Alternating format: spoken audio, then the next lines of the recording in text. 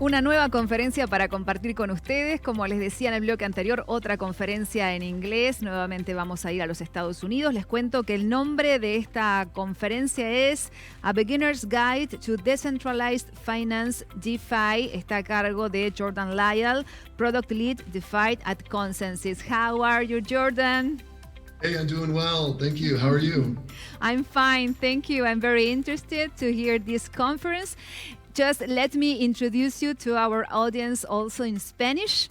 Jordan es emprendedor tecnológico, gerente de producto, diseñador de producto y primer inversionista, constructor de criptomonedas. Es fundador de Hello Santa, una startup de medios digitales adquirida por JibJab en 2014. Dice que le apasiona llevar el diseño y la usabilidad a las criptomonedas. Well, we are here ready to hear your conference. Thank you very much. I'm excited to be here. Thanks. Let's do it. Hi, everybody. Like I was introduced, my name is Jordan Lyall. Let's jump right in. Hopefully your experience so far at the conference has been going well. Really excited to be here again. Let's jump in. So if you're unfamiliar with DeFi, it's short for decentralized finance. And for me, I live and breathe it. So I have a hard time understanding how people in blockchain aren't as glued to DeFi and the DeFi community as I am. So I will try to ramp everyone up, everyone that's watching. Hopefully you know exactly what's going on in blockchain and Bitcoin, a little bit about Ethereum. Well, if you don't know what DeFi is, let's go through it. Gonna walk through a little bit of an intro, how it's different than traditional finance. We're gonna talk about some of the history, what got us here to where we are today, and then talk about some of the things that are coming up soon. So, as mentioned, my name is Jordan Lyall. I'm in Los Angeles. I currently work at ConsenSys, and I'm a product lead in DeFi. And what that means is I get to build fun financial products on Ethereum all day, have lots of fun doing it. So again, let's go back to what is DeFi. I like to describe it as financial experimentation on a blockchain at supersonic speed. Now, what do we mean by that? Well, we all know Bitcoin, right? It revolutionized the world. And now we were finally able to have peer-to-peer digital transactions, right? You can send money as easily as you could send an email. Well, that was awesome. If you talk to any DeFi person, there's respect for Bitcoin because it kind of set this whole train running. However, what DeFi does is say, yeah, that's great, that's amazing, that changed the world. Let's think of how else we can now take some of this same technology and start to build this financial infrastructure or this banking alternative. So that's really what we're doing. We're experimenting. Hey, what if we take this and merge it with that? Can we create a lending system, or can we create, borrowing and trading? Can we do all these things on the blockchain without really needing a centralized authority? And supersonic speed, I chose those words on purpose because if you spend any time in DeFi or following DeFi on Twitter, you know that things move fast. So I have a very exciting. I have a live feed, a live look-in at DeFi developers. Real-time feed of DeFi developers. You ready? It really feels like this sometimes. You're really just hang on. Things change from hour to hour, and it's really hard to keep track. It's a full-time job. I'll take that off for those of you that was a lot.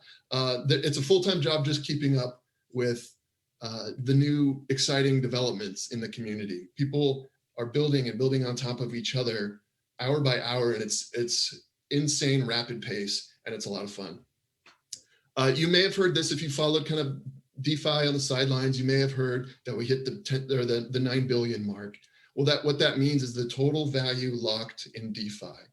The number of represented in US dollars here, the number of assets or funds denominated in US that have been locked up or deposited into smart contracts.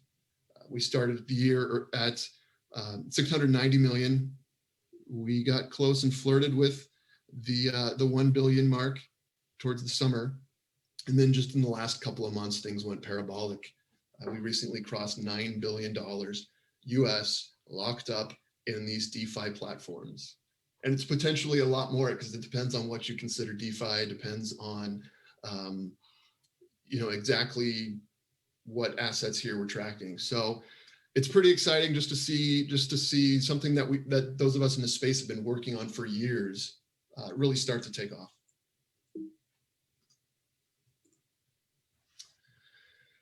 So what does DeFi mean? What is it all about? Again, it's bringing some of these traditionally legacy financial services and kind of financial primitives to the blockchain, and to specifically the Ethereum network for the most part, although lots of other chains are competing and putting up a fight. But a lot of what you see in DeFi right now is on Ethereum, and it's services that include lending and borrowing. I can lock up my Ethereum, my ETH, and I can borrow a stable coin.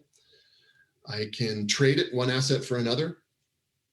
I can buy insurance, cover myself for some of these tradings or some of these more speculative positions that I take, derivatives, synthetic assets, and you may have seen lately some yield farming speculation.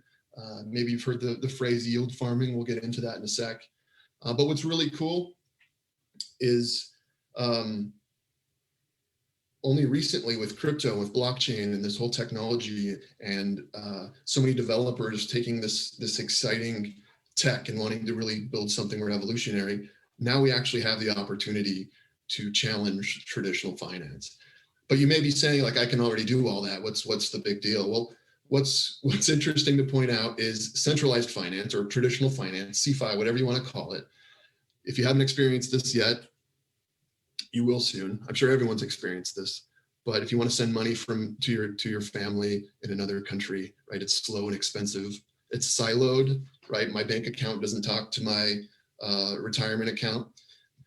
It's opaque. You can't really tell what's going on under the hood. You kind of have to trust a bank or a corporation. It's cumbersome. It's tough to get in, get out. There's no self-custody. So again, you're trusting a bank. And there's no inclusion, right? There are millions, billions of people around the world that just don't have access to reliable banking products. But again, with crypto, we have the opportunity to shake things up. Some characteristics of DeFi. Number one, it's non-custodial. I think this is a big one. It's where, since we have these distributed networks, we have the power to grant control. As a user, we have control of our own assets. I like to use this phrase, and it's often tossed around as kind of a meme at this point. If you don't hold the keys, you don't own the crypto. So centralized exchanges are great. They've done a wonderful job onboarding lots of people to crypto. However, by trusting a big exchange to hold your funds, you're essentially trusting them like a bank. And in my opinion, that's kind of counterintuitive to this whole movement. Number two, it's open, right? Just like the internet, there are no borders, which means in this parallel financial system, everyone has access to it. Instead of information being transferred globally, like the internet, you're able to transfer money globally. It's transparent. Again, this is all code. These are all smart contracts written on the blockchain. So these can always be audited and they can be inspected. You're not trusting, hoping that this entity that's taking your money, you're hoping that they're doing the right thing. No, everything that you do on DeFi can be examined and audited. It's publicly available for anyone to inspect. So you know exactly where your money is at every time. Another characteristic is that DeFi is composable. You may have heard the phrase money Legos. That gets thrown around the DeFi circle a lot. You can kind of see what that means. It's another awesome meme in DeFi. Money Legos means you're able to take different protocols, different smart contracts, different assets, and start to build your own experience. that you're able to kind of accelerate innovation because you don't have to reinvent the wheel every time. You can take this smart contract over here, which has been battle tested and audited. You can take this one over here. This is all open source, right? This is all the community kind of working together and building different components.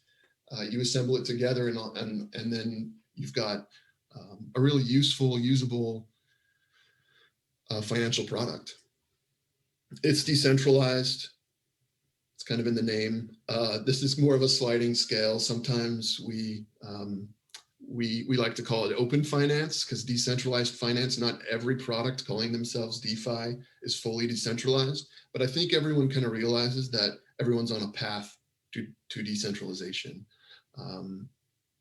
Because it's on a blockchain, it's running on nodes around the globe, which means it's impossible to censor. That's decentralization. It's unstoppable and uncensorable.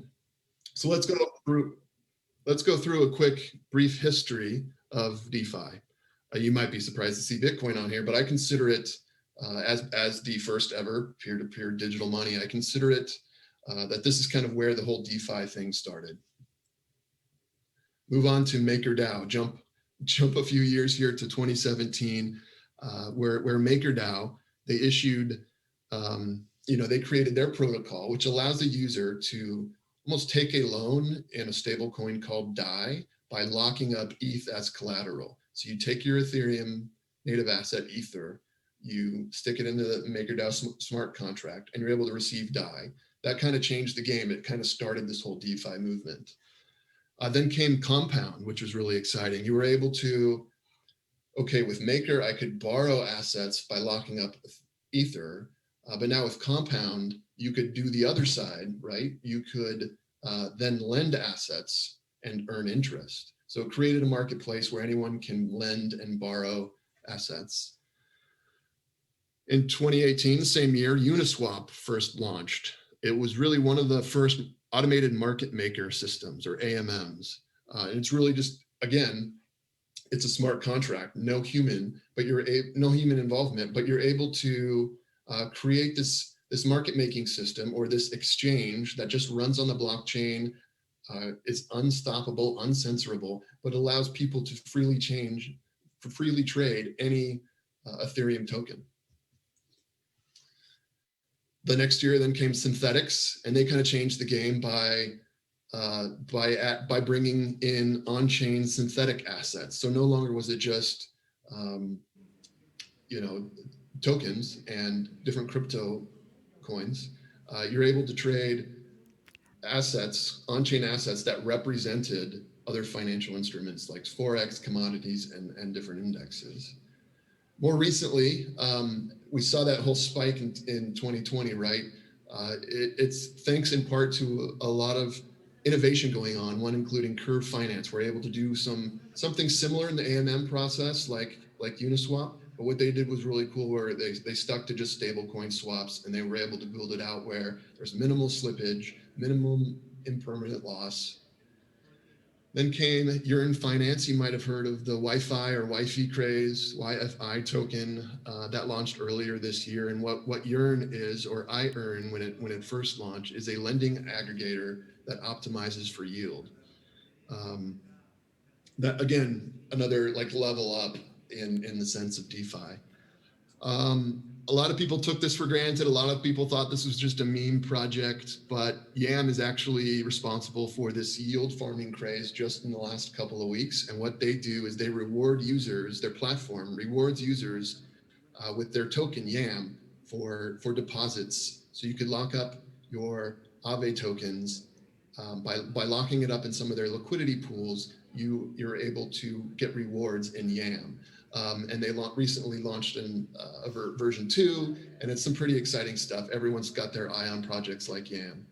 I represent, or I participated in, or I was the catalyst, however you want to call it, in the community that created the meme token. It's silly, it's exciting, it's based on a joke. However, it generated this community that is really building some interesting things. The team likes to call it the meme token for DeFi, or the Dogecoin for 2020. And really, the team is just experimenting with yield farming, NFTs, trying to take the composability of some of these platforms that we talked about and jam them together, just having fun. The whole thing is a wink wink at the audience.